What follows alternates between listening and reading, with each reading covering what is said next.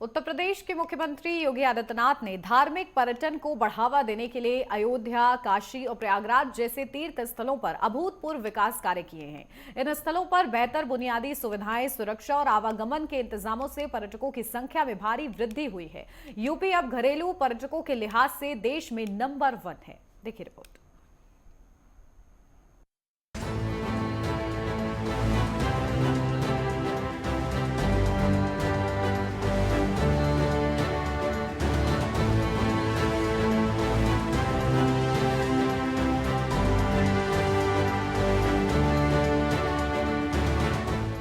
यहाँ कहा जाता है जिसने जन्म दिया वही रोटी का भी इंतजाम करेगा।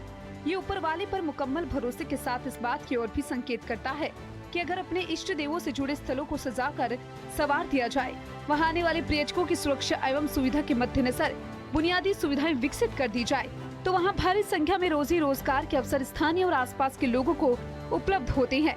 ये राम को रोटी को जोड़ने जैसा है।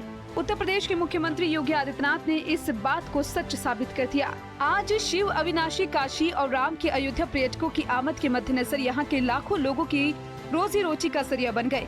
कमोबेश यही स्थिति अन्य तीर्थ स्थलों की भी है।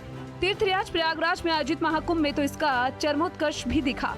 सरकार का अनुमान था कि करीब 1.5 महीने तक चलने वाले विश्व के इस सबसे बड़े धार्मिक समागम में करीब 35 से 40 करोड़ श्रद्धालु एवं पर्यटक शामिल होंगे, पर शामिल हुए 66 करोड़ से अधिक लोग। इनमें से बहुतों की मंजिल सिर्फ प्रयागराज ही नहीं, काशी, अयोध्या वनगमन के दौरान जहां भाई लक्ष्मण और पत्नी सीता सहित राम को निषाद राज ने जहां उनको गंगा पार कराया था, वो श्रृंगवेरपुर और वनगमन के दौरान राम ने मंदाकिनी के तट पर जिस चित्रकूट में सर्वाधिक समय गुजारा था वो भी थी।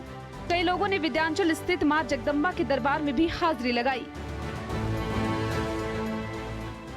अब एक पर्यटक ने औसतन इस दौरान कितना खर्चा किया, इस खर्चे का कितना लाभ किस सेक्टर से जुड़े स्टेक होल्डर्स और स्थानीय लोगों को मिला, केंद्र और राज्य सरकार के हिस्से में प्रयागराज के महाकुंभ और काशी विश्वनाथ धाम कॉरिडोर और राम मंदिर एवं अयोध्या के कायाकल्प पर हुए खर्चे की तुलना में कितना लाभ हुआ, ये अर्थशास्त्र के जानकारों के लिए अनुमान विषय है।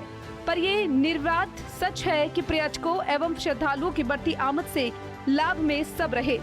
साथ ही इसने उत्तर प्रदेश के लिए संभावनाओं का एक नया और बड़ा दरवाजा खोल दिया, क्योंकि बहुसंख्यक समाज के रोम रोम में बसने वाले राम की अयोध्या, तीनों लोकों से न्यारी शिव की काशी और राधा कृष्ण की जन्मभूमि, ग्वाल बालों और गोपियों के साथ तिलक स्थल ब्रज उत्तर प्रदेश में है।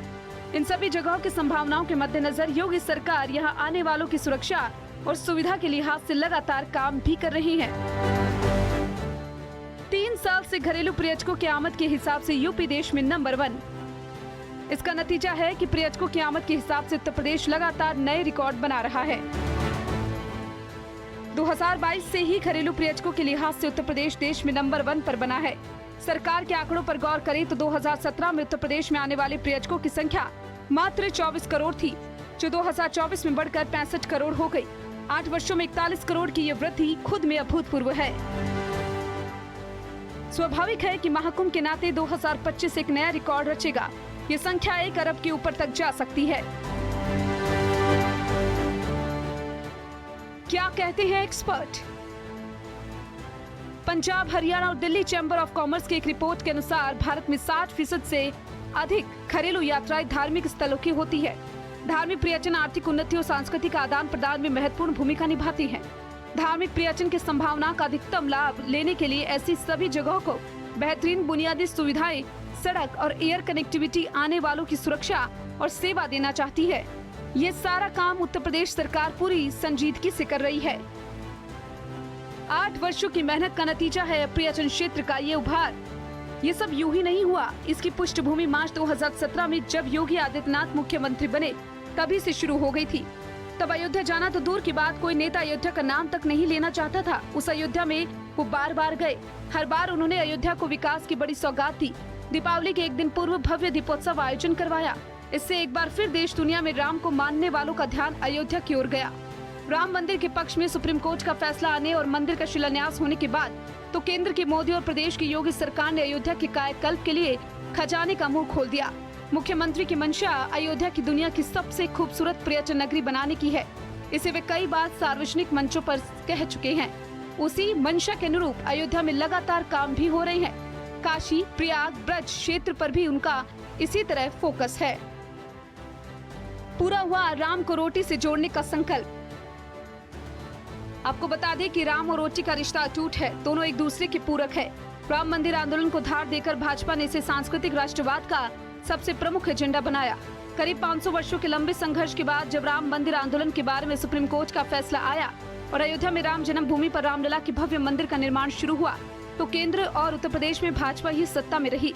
सोने पर सुहागा ये कि इस समय उत्तर प्रदेश के मुख्यमंत्री गोरखपुर स्थित गोरक्ष पीठ के पीठाधीश्वर योगी आदित्यनाथ थे। ये वो पीठ है जिसका राम मंदिर आंदोलन से वास्ता करीब 100 वर्षों का है। योगी के दादा गुरु ब्रह्मलीन महंत दिग्विजयनाथ, गुरु ब्रह्मलीन महंत अवेद्यनाथ और खुद योगी आदित्यनाथ राम मंदिर आंदोलन के हर महत्वपूर्ण घटना के समय मौजूद रहे। ऐसे में जनमानस के मन में ये बैठ गया कि अयोध्या में श्री राम को फिर से पुनर्स्थापित करने का काम भाजपा ने किया। इस काम में गोरक्ष पीठ की अहम भूमिका रही। बतौर पीठ के पीठाधीश्वर एवं उत्तर प्रदेश के मुख्यमंत्री योगी आदित्यनाथ न केवल इस कसौटी पर खरे उतरे, बल्कि काशी, मथुरा, प्रयागराज सहित अन्य धार्मिक स्थलों के नियोजित विकास से अपने पद एवं दायित्व के अनुसार उसे विस्तार भी दिया। ये सिलसिला अभी जारी है। अब देखने वाली बात होगी कि सीएम योगी आदित्यनाथ के नेतृत्व में अगला रिकॉर्ड क्या बनता है। Bureau report, network 10।